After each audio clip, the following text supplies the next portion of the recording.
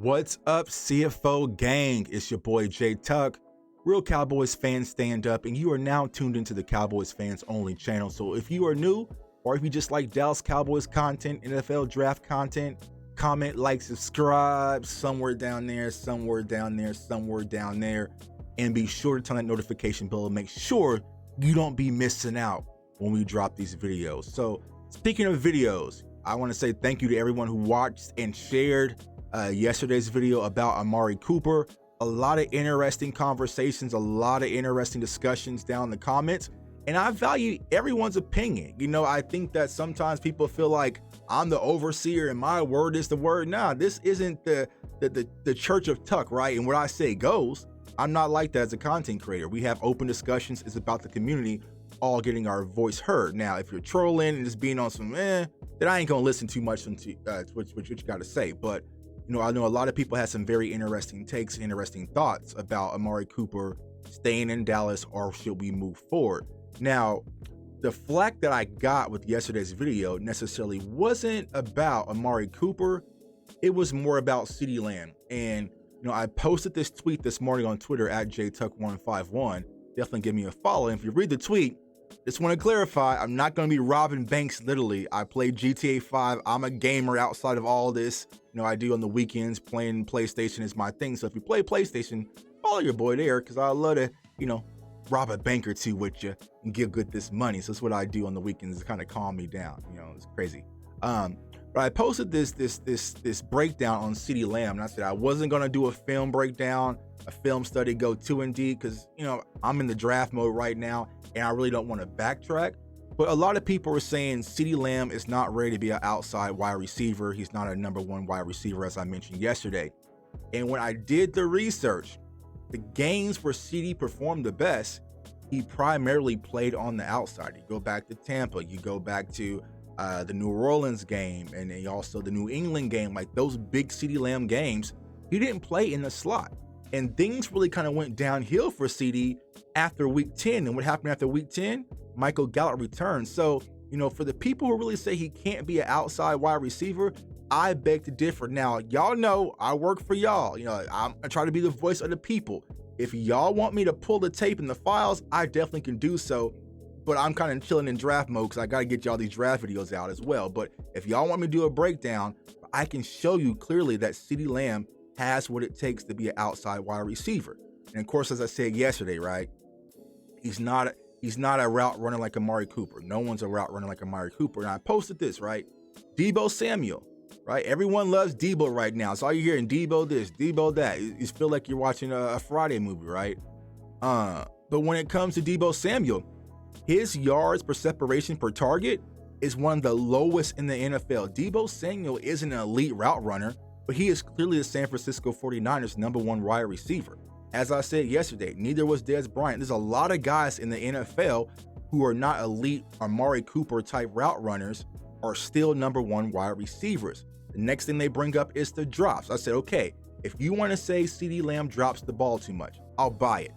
They hating on you, CeeDee, bro. They hating on you, bro. If you say CeeDee Lamb drops the ball too much, okay, let's buy it.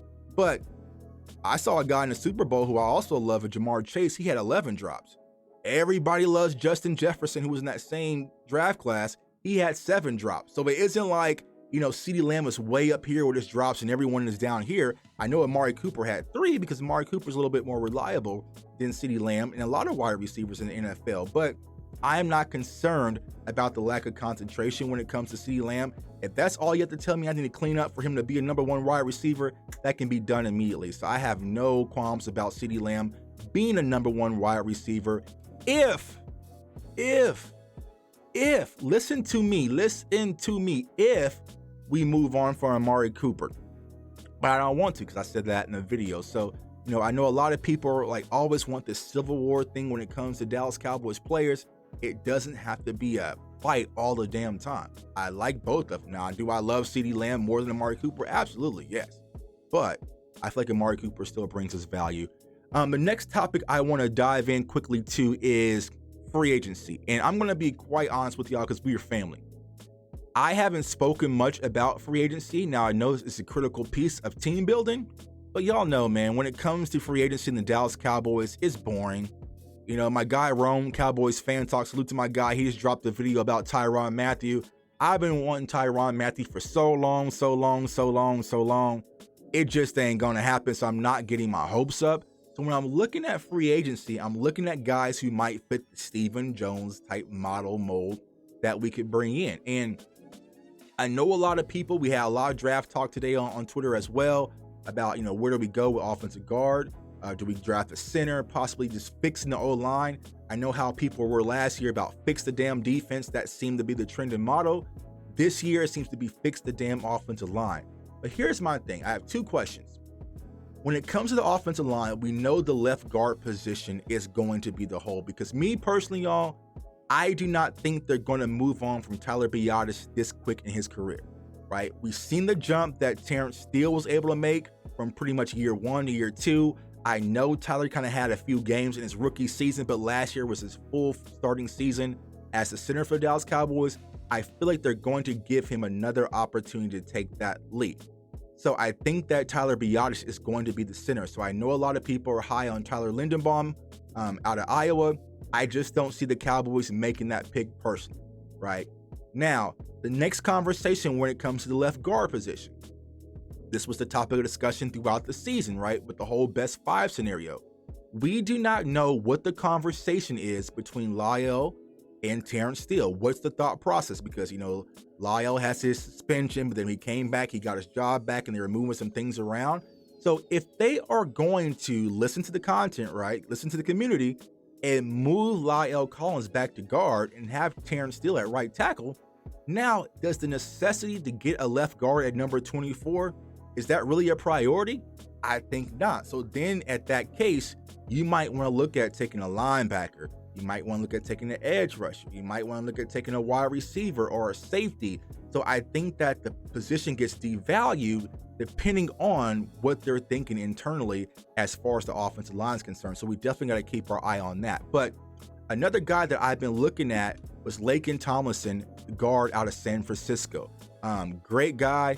He'd be a great fit, man. He's great in pass protection, also in the run game as well, because you know the 49ers like to run the damn ball. I mean, we seen it up, you know, we seen it up close and personal, right? Though he did not play that game, so he had a few injuries, but he is a free agent. And here's what I'm saying: instead of wishing, right, maybe we can draft a guy in the 2nd round or the 3rd round or the 4th round to maybe fill that void for Connor Williams moving on and Connor McGovern possibly. Why not just go get a guy in an instant plug and an instant fix that we know what we're paying for? Why invest? Why kind of have this optimism at the position? We know the left guard position needs to be fixed. Why not just clearly go get a guy who's a veteran, he's been in the league since 2015. He was drafted a 1st round pick from the Detroit Lions. Why not just go get a guy, plug him in at left guard? Now, it comes down to free agency salary, right? Based on projections, they're saying he's going to probably go around for $27 million, around $9 million on a three-year deal. Now, that's just kind of PFF and Spot Rack, kind of what their balances are. We don't know what these guys' agents are because, like I said, he only gave up 2 sacks this season, only 7 quarterback hits. He played for the 49ers. Like, he has extreme value. So another team out there, whether it's like Miami or, you know, maybe the Bengals, they're going to drop the bag on him. But from the Dallas Cowboys standpoint, as my guy Law says, you definitely have to bring him in for a cup of coffee. So Lakin Tomlinson, the guard from the San Francisco 49ers, is definitely a free agent I am keeping my eye on. I would love to have Tyrann Mathieu. I know the conversation, I see people talking about Jadeveon Clowney and, you know, the names, right? I've learned my lesson when it comes to Stephen Jones. It just ain't happening, so I ain't asking. Like what Nick Saban says, and, you know, I'm not gonna, so quit asking. Like, I feel like that's when it comes to Stephen Jones.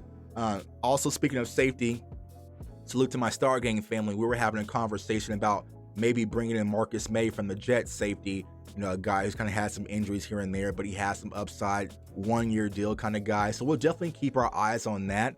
But as far as free agency is concerned, I would not be opposed to just going out and buying our guard. And that gives us a lot more flexibility in the draft. So that way, our number 24 guy does not have to be that guy. Because if we draft the guard, if we draft Kenyon Green, he needs to become that guy immediately. Because Cowboys fans can't sit back and wait for him to develop. Because hell, we can't even sit back and wait for Tyler Biadasz to develop either, right?